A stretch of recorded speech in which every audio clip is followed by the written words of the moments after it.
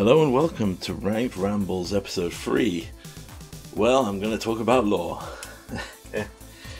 Hello everyone, welcome to Ranked Ramble here. We got our first match against Shunt. These are just going to be standard ranked again, nothing's changed since before. But what I wanted to discuss was recently with the change of lore and design philosophy in Magic. With the release of Wilds of Eldraine, we have the new philosophy of a single Planeswalker per set, and a lot of our original old favourite Planeswalkers are now returning as legendary characters, like we saw with the Rowan's in this set.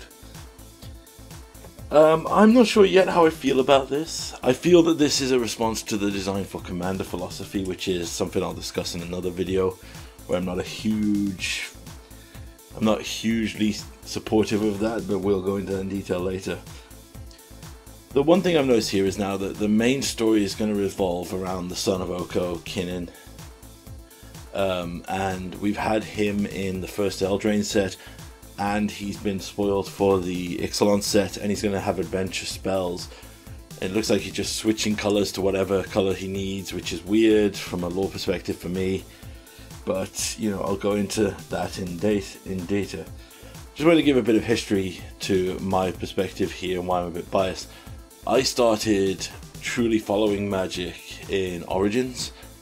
That was when I started dabbling in with the Tarkia block, but my first pre-release and first time I got into the set was with Origins, which was a good set to jump onto because we had 5 established characters, we stored their story, and we moved on with that. Which then led into the Gatewatch, which led into everyone making fun of the fact that we had a Justice League in Magic, and then people complain now that we're moving away from like following established characters and just following one character. Yeah, because the Magic community made fun of their designs and didn't like it, so we moved to something else. It's always one of the things which I find infuriating about the Magic community. But yes, I was a huge fan of the Gatewatch because I started at this point, I had these established characters and I wanted to see their story through, which is why I found the conclusion up to War of the Spark very satisfying. But also, the Planeswalker aspect of the character made a lot more sense for me, like this idea of these beings that could move between worlds.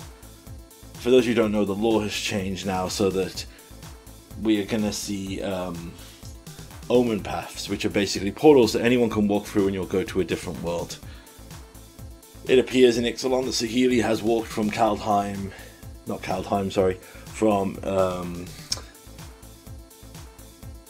oh my god, my brain's gone dead. From her original realm to be with Huatli on Ixalan, which I'm very happy about. I love their story, followed them thing, and I'm happy that they've got like a happy-ish ending. So don't screw that up, Wizards. I swear if something happens to one of them in the story, I will be really mad.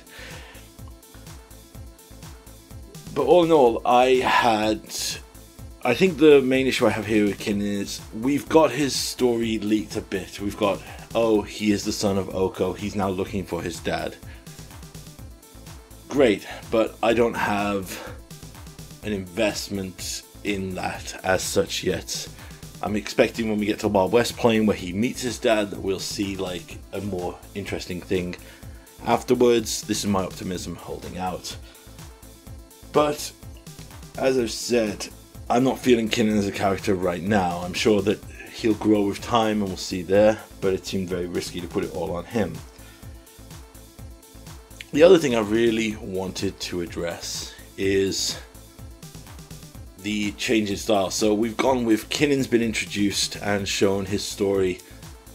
Apart from the fact he was bullied like the standard outcast Disney hero that we always see, he's not really struggled with anything. He's not pushed for a thing. He just accepted. It's literally a Disney story, which is very fitting for Eldraine.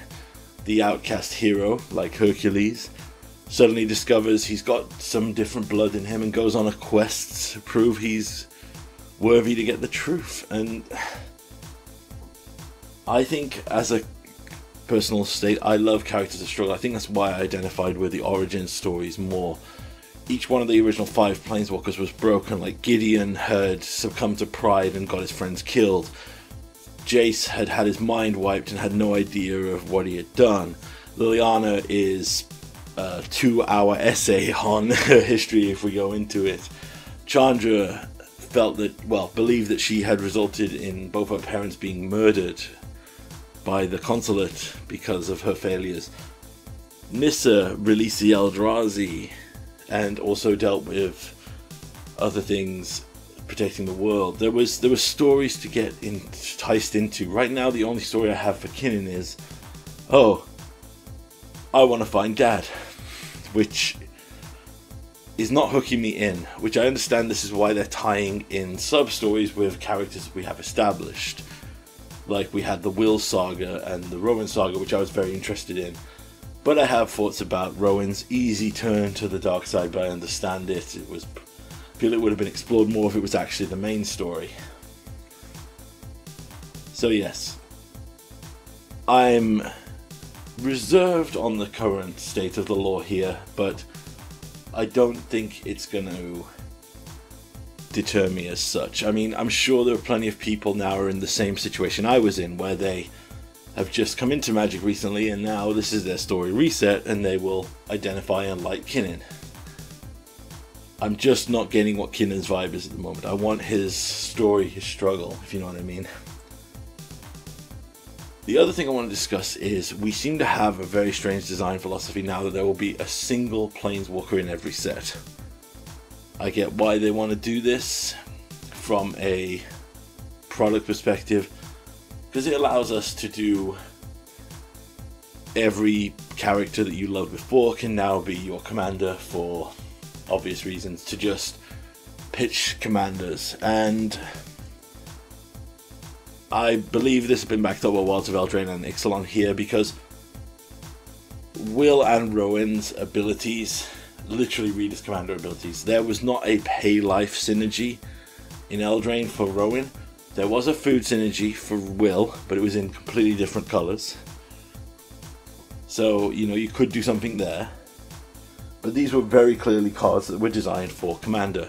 As if to say, hey guys who like these characters as Planeswalkers, here is your card you can make as your commander. I have thoughts on that as well. Not surprising, the Rambler has thoughts on everything. And now we see it with Huatli here. She's been revealed. She's a mono-green creature that enters, finds a land, has a red-white flip ability, so she's 9 in total, that flips like the original, not the original, sorry, the most recent saga of the Praetors, where she basically does like a thing where she makes dinosaurs, chooses dinosaurs, then gives dinosaurs double strike. Only difference is I don't believe Huatli flips back. I might have to check rules on that, but that seems to be where it stands. I am actually pretty excited about that because it's easier to put those cards in my deck. Like, I'm really excited to see what the Saheeli is. I have my theories that Saheeli will be something like based on the artwork they leaked, she'll be something like her War of the Spark thing, where if you cast an instant or sorcery, she can make a dinosaur artifact token. Which, by the way, it looks sick and I really enjoy. But yeah, it's an interesting thing. Now, the other design aspect which I'm a bit worried about is that they can only put one Planeswalker in each set. Now, right now, we have Ashiok, which is leading me to believe, I'm wondering if it's going to turn out that all the bad guys still have their spark. Because we know Chandra still has a spark. We know, I'm trying to remember who else had it from our confirmed story. But yes, so majority of sparks are gone. We're going to see one spark a set. And as crazy as it might sound, it might get to a point where we need to just literally dump out a bunch of villains because we need to see what they can do. As I said before, this is probably another issue they had with designing, is that if you've got all powerful Planeswalkers, it's very hard to design. Well, it's not hard to design. It's hard to design a human level threat. The Eldrazi worked great because they were huge monsters. The Nicobolus was a large and also a Planeswalker, so he worked. And we saw with the Phyrexians, they just didn't work because it was literally just a zombie virus. And zombie viruses have really been done to death. Now, what I would like to see and this is my own personal take, I would love to see, if they hadn't gone with this one Planeswalker, I would like to see the design similar to what we have in New Phyrexia, where you have maybe lower rarity Planeswalkers that don't have ultimates. The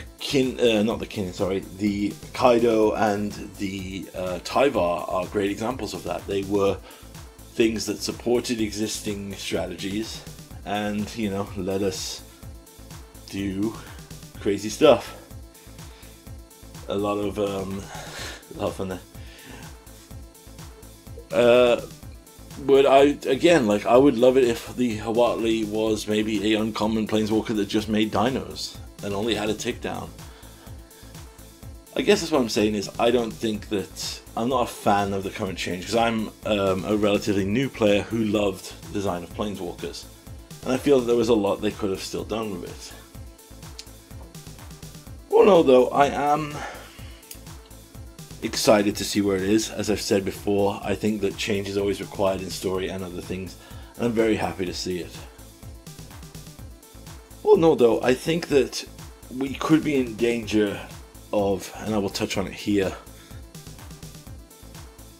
the issue I'm going to have is that we are going to end up with like Killian hasn't connected yet, so what we're doing is we're putting him in with all the existing characters, and we're going to see how that goes. Now, he was mainly separate from the Roans in their story, and we've got to see how he rolls forward moving through all the things here. But the big thing I'm worried about is, and it's something I've seen happen in a lot of media recently, is the, hey, this is our new guy, so we're putting him with the old guys, but we're going to make the old guys look like clowns to make this guy get over.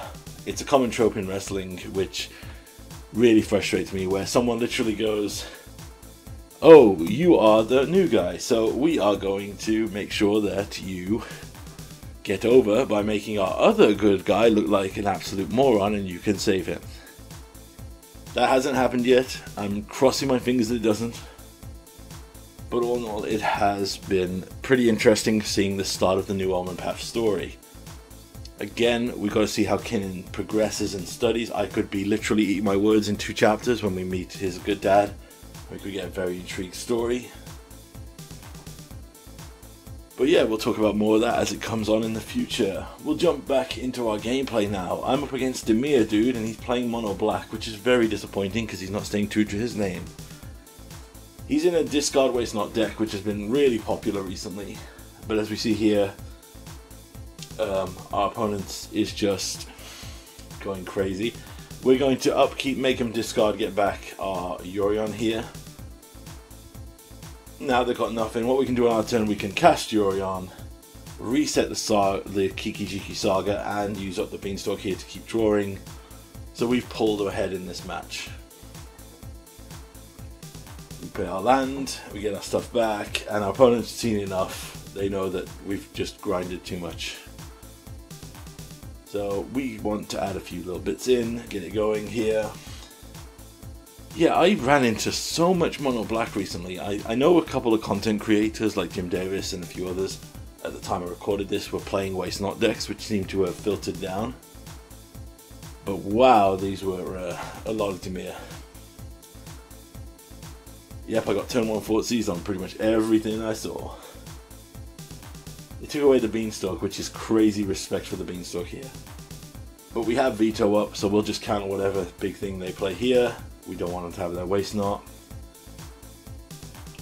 Our turn, we can get our land down here. I'm going to Thoughtseize them because I want to see how their hand's looking. They do not have a lot of action here, so what I'm going to do is just get rid of Lily, because that's the only thing that threatens. The rest is really removal and discard. Plus they don't have their 3rd land for the Inscription of Ruin. So we can run out our Fable of the Mirrorbreaker here and put pressure on them. Sheldred Edict comes down. They don't hit their land drop. We now have a counter here. We get rid of Tyrant Scorn for a Tyrant Scorn, because reasons. They go for an Inscription of Ruin, we'll just counter that. We're going to have to discard 2 either way, so we'll just use that to just get us some time. play a Triome, pass the turn. Now we're holding up the Tyrant Scorn here. Oh, they go for the Footsies, so let's see if they see the line. No, they took the Vanishing Verse, which is their mistake on our part, because now we can Tyrant Scorn the Fable back to our hand, and then play it again to get a complete reset here. Nice synergy line there. They should have probably taken the Tyrant Scorn to stay alive. They play a Lily of the Veil. We see what they go for here. They go for us to sack our token, so we will crack our land. Use the land here, and then we can Growth Spiral in the end step. We get a Beanstalk and a Fable. This is the perfect Vanishing Verse, sorry. Draw from the Beanstalk, Vanishing Verse the Lily. Play another land just to let them know they don't have anything. We could have held that to bait a discard spell, but right now at this point I just want to have enough mana to play out, put Yorion into hand and play it. Because the act of drawing a card from Beanstalk, flickering Beanstalk and resetting our Fable of the Mirror Breaker will probably just break the game in half here. Fortunately though, they do have the Infernal Grasp, so we'll hold on to this Supreme Verdict. They go for the Inscription of Ruin, making us discard that. We'll pass the turn. They're holding on to 3 here, so we'll just Growth Spiral in the end step. K-Command. We don't have any creatures to get back, which is pretty sad. But we do get another Fable, so we'll play that. Another removal spell, yeah, we go for the Throat. Another Lily of the Veil here. So, they uptick. So what I'm going to do is discard them and shoot down the Lily. Because now they discard their whole hand and they just have a Lily on 2. I will just keep the land here because we can do the synergy I talked about earlier.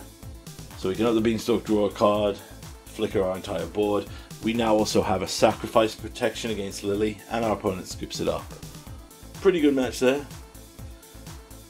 Right, our final match here is proof and sort that something needs to be done with Devotion.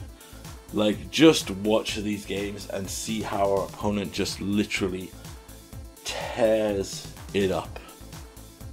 After this, I literally wrote how I was ready for Devotion to just get deleted off the earth. Like, I wasn't even on a Karn ban anymore.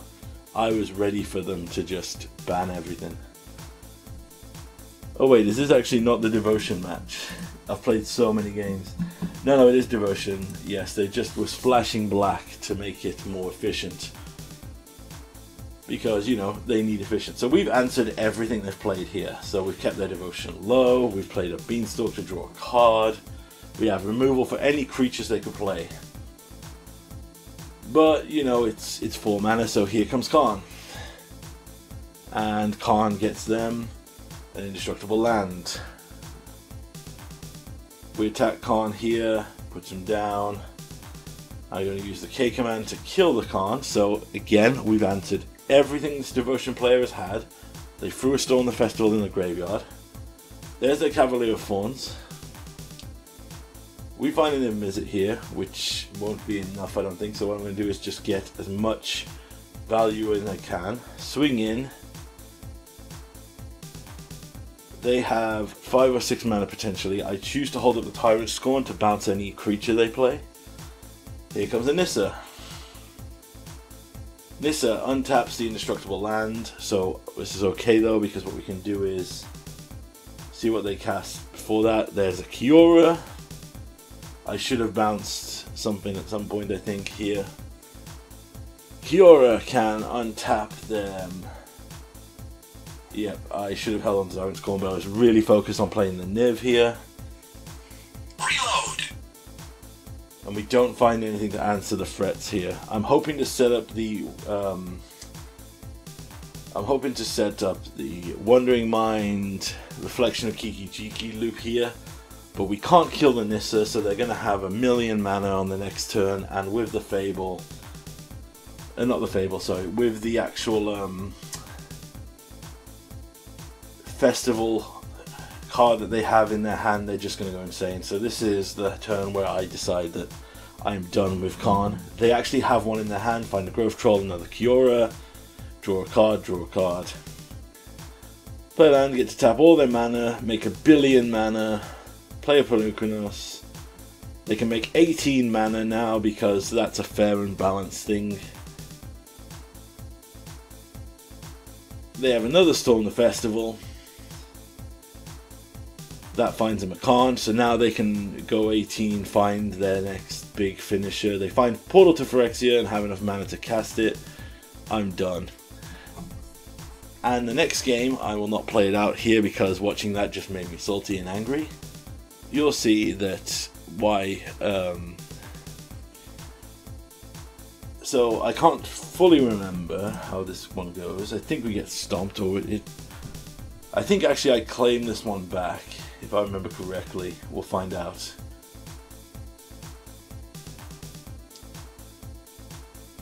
Right, yes. So this is how things go. I think we claim game 2, but game 3 we see the true reason of why I think Karn has to go. If they're not content on banning at least the Karn, then they need to, if they want to keep Karn in this format, they have to get rid of Nykthos then.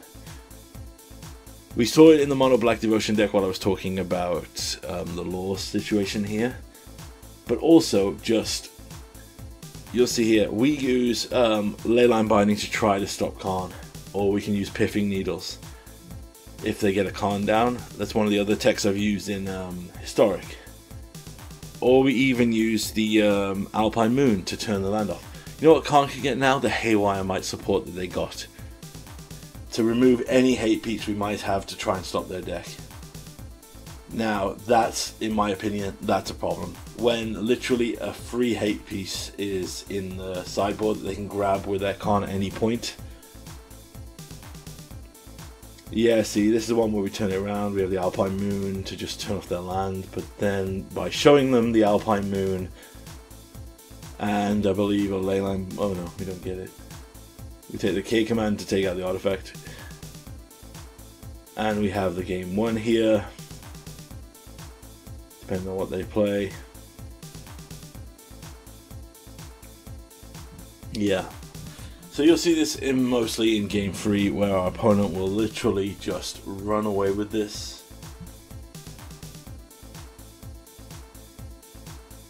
I really wanted to put good game there, but I know that this is a deck that could probably still find a way to kill me.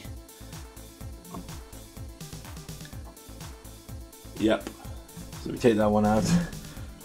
Also, what is with the matchmaking? It literally slapping me against Platinum here. But you'll see in this final match, which I won't fully commentate, that literally Karn just grabs sideboard pieces that literally shut down our plan against their deck, and they just get to go off and win the match. And this is something that will obviously just grow with every artifact they place that is better, and every support item they place that is better. Like every Haywire Might, every portal they print, it's just going to get tougher and tougher. So I really do think we need to see some kind of ban. I'd be happy to see Fable go as well, even though I love playing Fable.